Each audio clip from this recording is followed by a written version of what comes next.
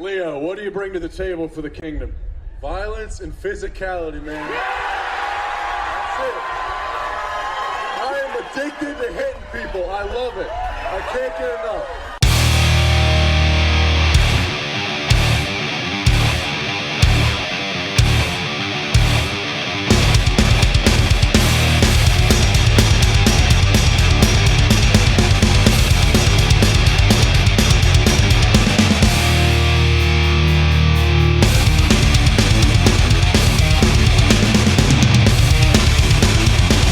All right, everybody, what is going on? And welcome back to another episode of Team Talk. As always, I'm your host, Caleb James, and tonight I have a very special episode for you guys. But before we get into it, make sure to go hit like it, make sure to like the video, make sure to subscribe, make sure to share this to all your fellow friends, all your fellow Chiefs fans, football fans, whatever. Got a good one for you tonight. Won't be the longest video in the world, but I got a little bit of film review on Leo Chenal. And, the Chiefs take him in the third round of the draft this year, pick 103. Dude is an absolute unit. He's a tank, he's 6'3", 260, strong side linebacker. He does a lot of different things. And in the next, 10 or 15 minutes, I'm going to help get you guys introduced and ready to go for part of his game. So, no time like the present to get into it. So let's get into it right now. And here he is right now. Now, he's a strong side linebacker. So as I start to, let the clip roll a little bit, I'll let it play out and then we'll go back. But you see he's lined up here in the A gap. And what he's basically doing, he's just going to be a plus run defender. They're playing Iowa, Big Ten football, downhill runners. They stack the box on defense. And let's see what he does. Blows past the guard, makes a tremendous stop. That's an outstanding play all around. But let's go back and take a look at it.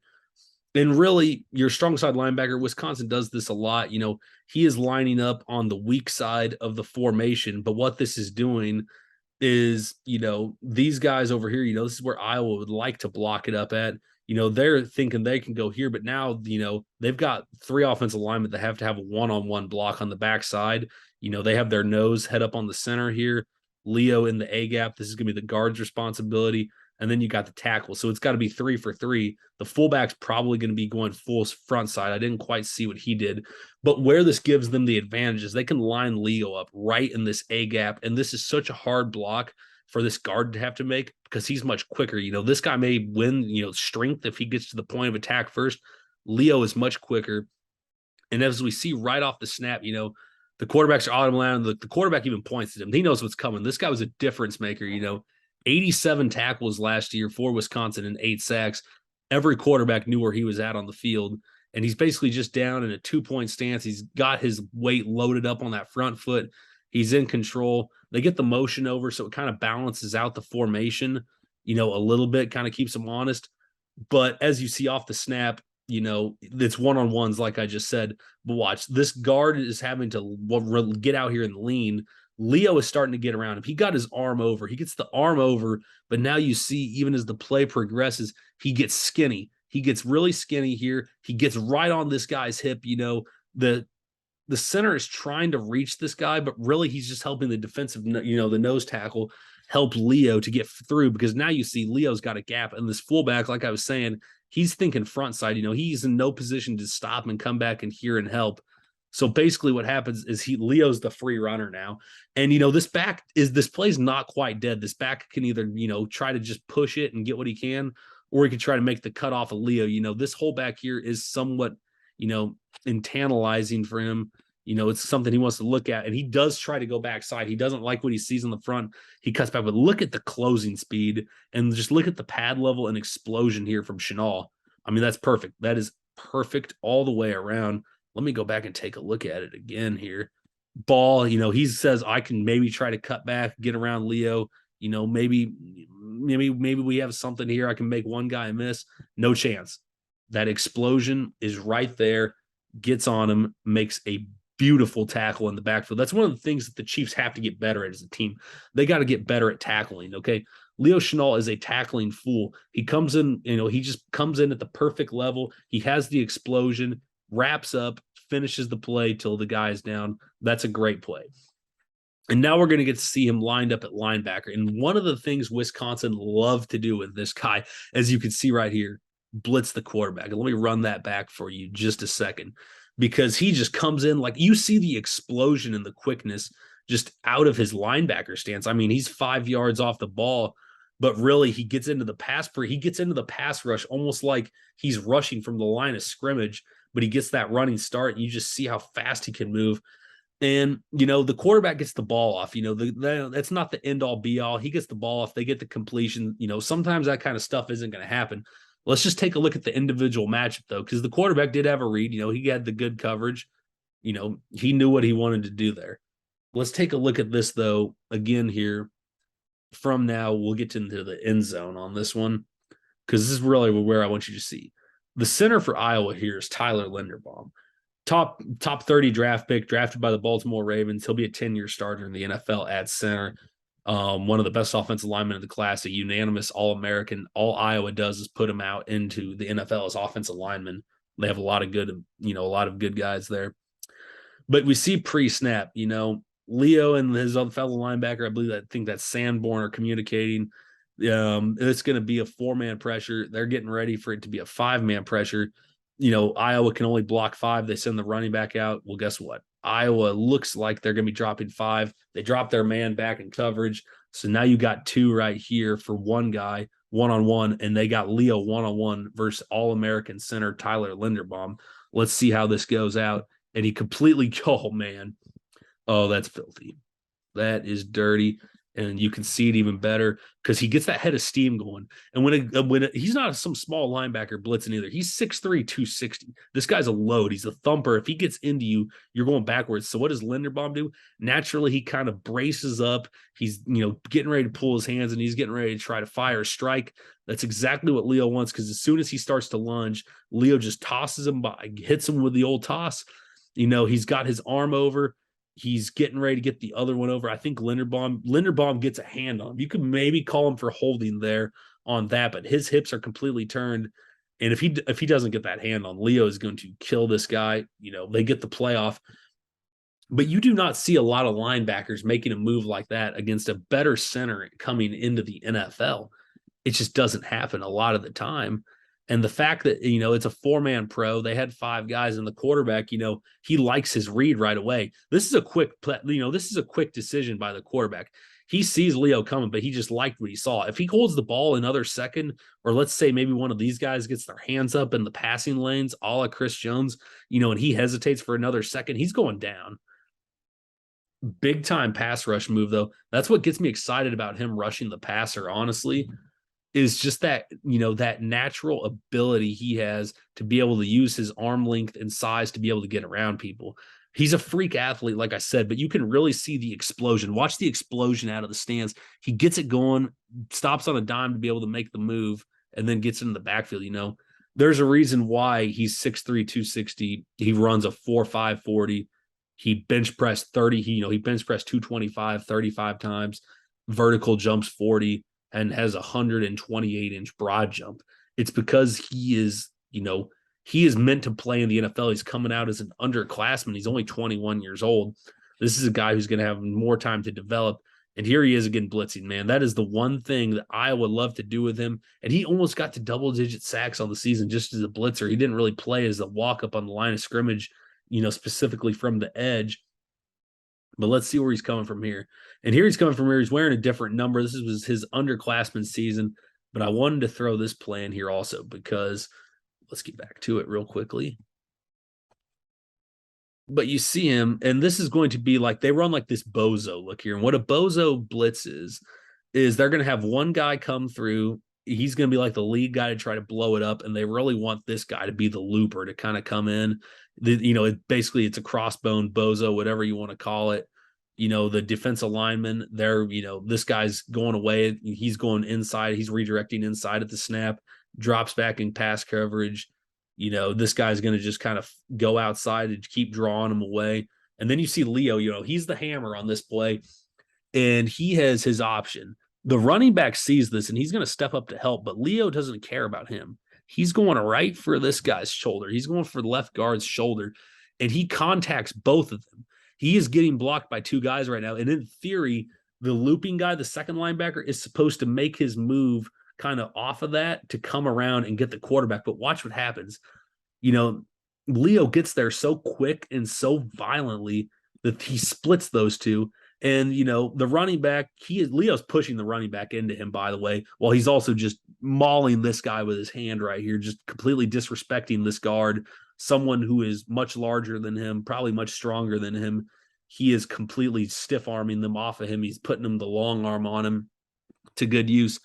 And you see this guy gets free, the running back, he doesn't do a very good job here. But Leo's beaten the guard, and he split the running back well enough to where he's going to have a chance to come in and make this play. And he does. And this is the one thing I want you guys to pay attention to here, because this is a sign of a great pass rusher.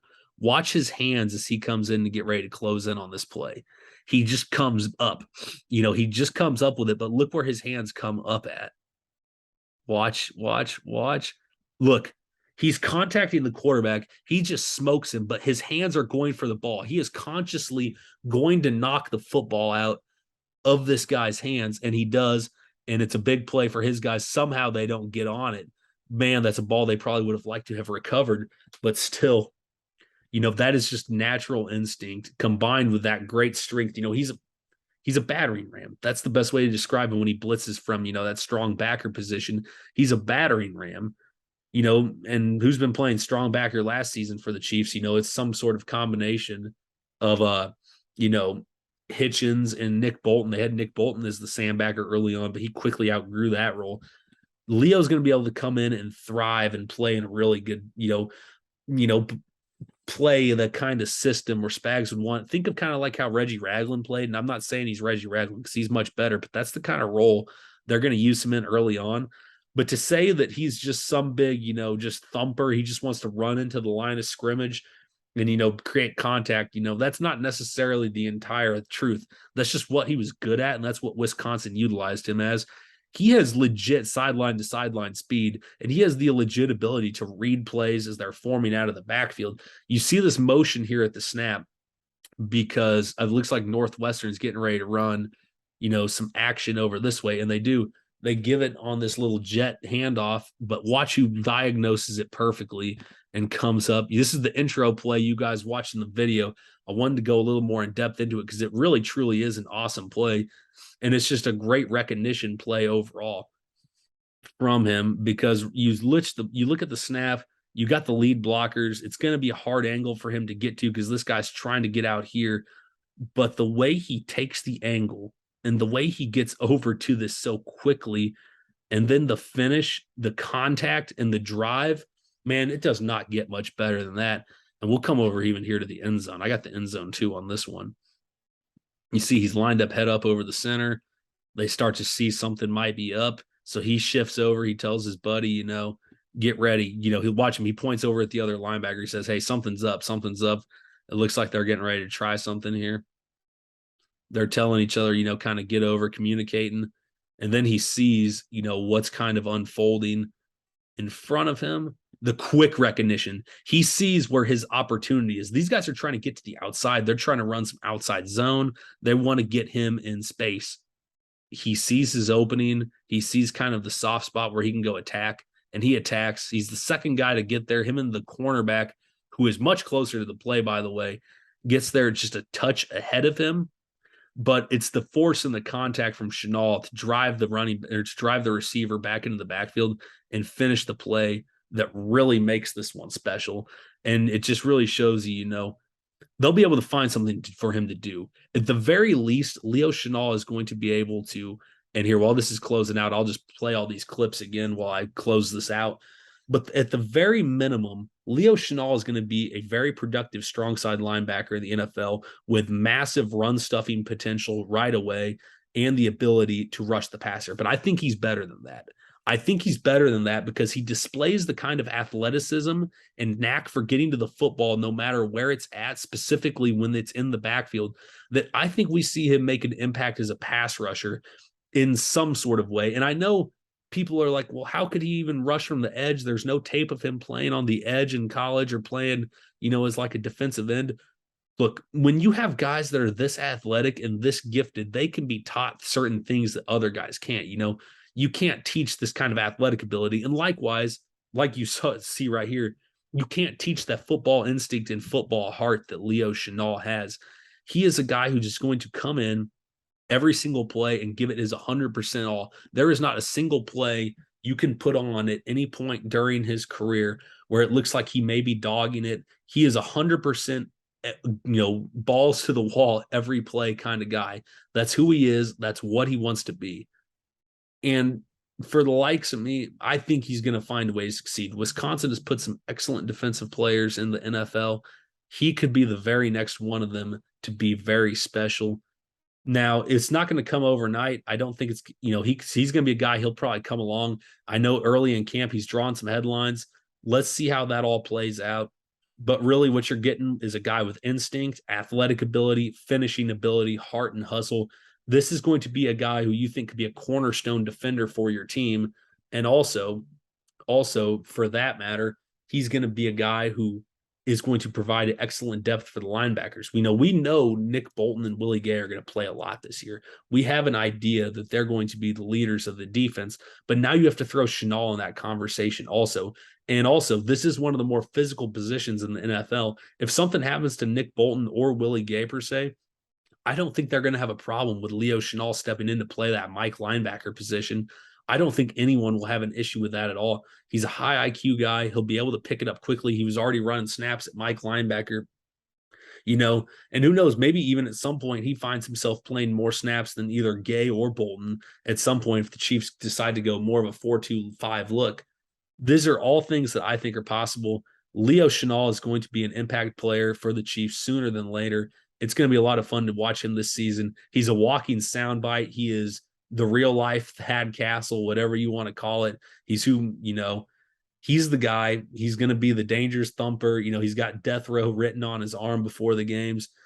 This is going to be a intimidating defense this year. I think the Chiefs might shock people with how good their defense is by the end of the season, and it'll start with physicality. And that is the one thing that Leo Chenal does bring to the table for the Chiefs is a whole lot of physicality. And guys, thanks for taking a look at this episode. Thanks for listening. Make sure you go like and subscribe. I really appreciate all the feedback. I appreciate everything along those lines. And everybody, as always, I hope that, you are all staying safe and healthy. Training camp is underway. And as always, everybody, keep on keeping on.